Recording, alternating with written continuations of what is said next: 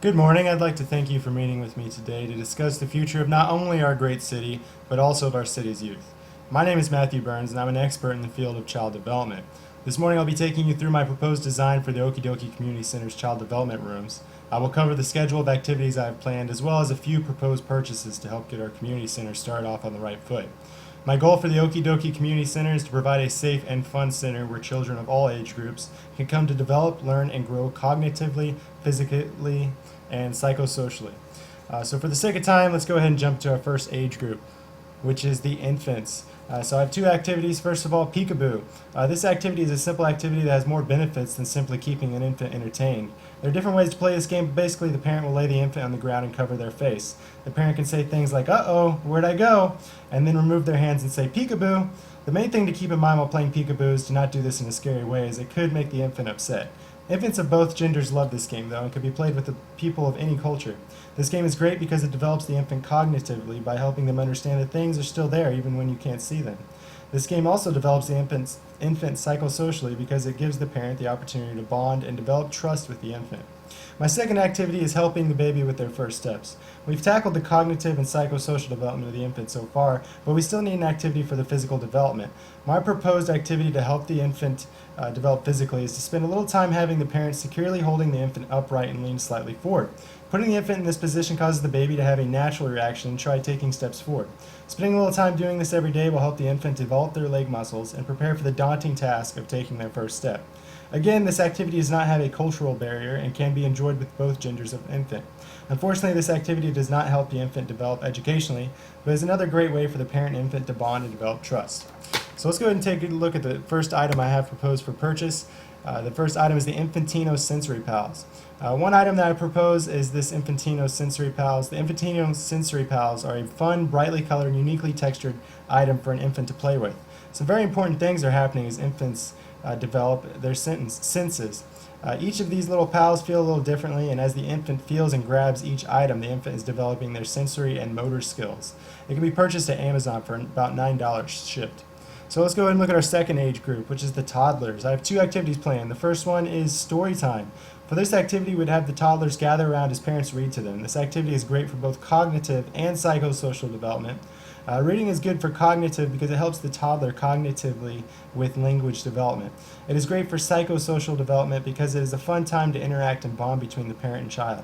This activity could be done with any language or culture. If we alternated the language of the reader, at the parent's discretion of course, we could help the children develop bilingually. This activity of course can be enjoyed by either gender. The other activity I have planned is catch and throw. So this next activity will help us develop the toddlers physically. This is a simple game of catch where the parent would stand about 3 to 4 feet away from the child and toss a ball for them to catch. The toddler would then practice tossing the ball back to the parent. This helps develop the child physically by building their muscles as they throw and run to grab the balls they miss. It also helps develop their coordination as they throw and catch the ball. This activity can be done with either gender of toddler, although studies show that males are likely to develop coordination faster than females. It can also be done by any culture and will not be inhibited by a language barrier.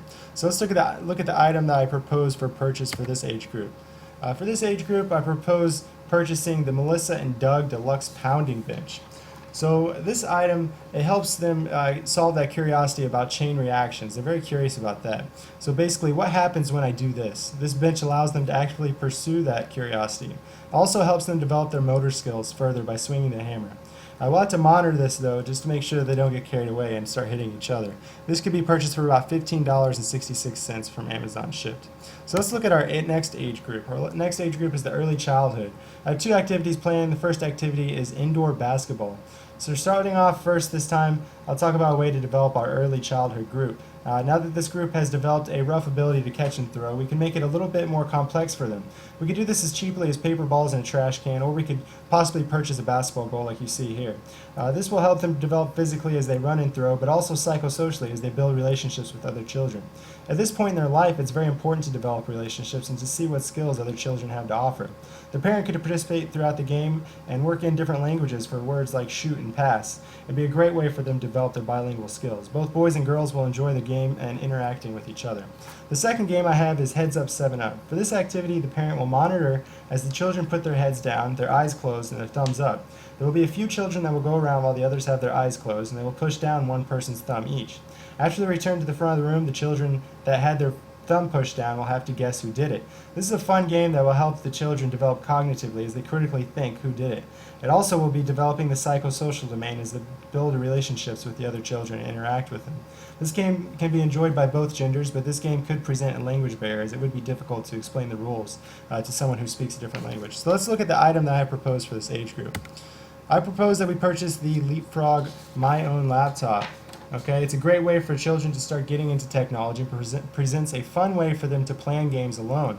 It has been found that children that play with technology at an early age will help them develop socially because they will interact with not only their peers but also with adults.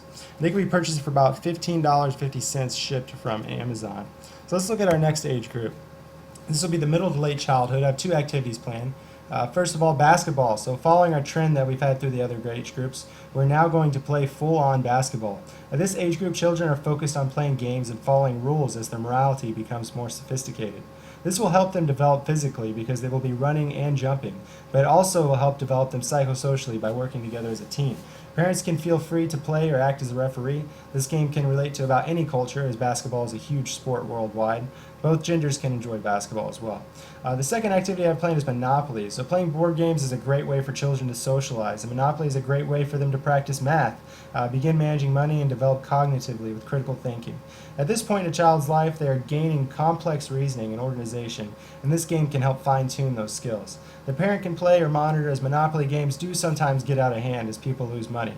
This game does present a language barrier though and could only be played by people with the same language. Alright, let's look at the item that I propose we purchase for this age group, which is the Art 101 kit. I propose we purchase this because as you're in your late childhood and beginning to move into the adolescent age group, you may need to build a little self-esteem. To build self-esteem though, you need to have activities you can participate in and feel proud of. Some children have a hard time expressing themselves, and to fix this, we could purchase this art kit. Alright, so let's go ahead and move into our last age group, which is the adolescents. I have two activities planned. The first one is soccer. So soccer is an awesome activity for adolescents and can help them physically and psychosocially. As with basketball for late childhood, soccer gets them running and working together as a team. Best of all you need to play is a ball and some cones. Continuing to play sports into adolescence can help them with the problem of obesity. Right now, if you're an obese adolescent, there's a 70-80% chance you will be obese as an adult. This is a cross-cultural sport and played by both females and males, and parents can participate or referee. The second activity I have planned is drama club. Having a drama club could get another group of teens into our community center. If the sports, art, and games didn't catch their attention, acting may do the job. At this age group, self-confidence is everything as teens begin to think about the future and what they want to do with their lives and who they are. Having this drama club could be an opportunity for those who speak another language to come out and practice their English. It could also be a chance for others to develop cognitively by effectively advancing their language skills. Parents could lead the drama club and make sure the plays go off smoothly. This could be an opportunity for the teens to truly express themselves and find out who they are. It's also a place that males and females can meet and socialize. So let's look at the item I propose purchasing for this age group, which is a wonderful Xbox One. You may be thinking I'm crazy right now by suggesting a video game system, but let's be honest, this would get adolescents into our community center. Not only are video games something that many adolescents love, but it's also a way for them to meet others and socialize. If we're able to get adolescents in the door with an Xbox, we may be able to get them to participate in some of our other programs, and we'll have the opportunity to mentor and lead them in the right direction. We could also use the Xbox as a Blu-ray player and host movie nights where the whole family could come out and enjoy for a little bit of relaxing. So I'd like to say thank you for meeting with me this morning, and I hope that my presentation was both enjoyable as well as educational for you. I believe that the plan I've created here is crucial for the Okie Dokie Community Center, and that with this plan in place, we'll be able to effectively develop our youth for a brighter and better future.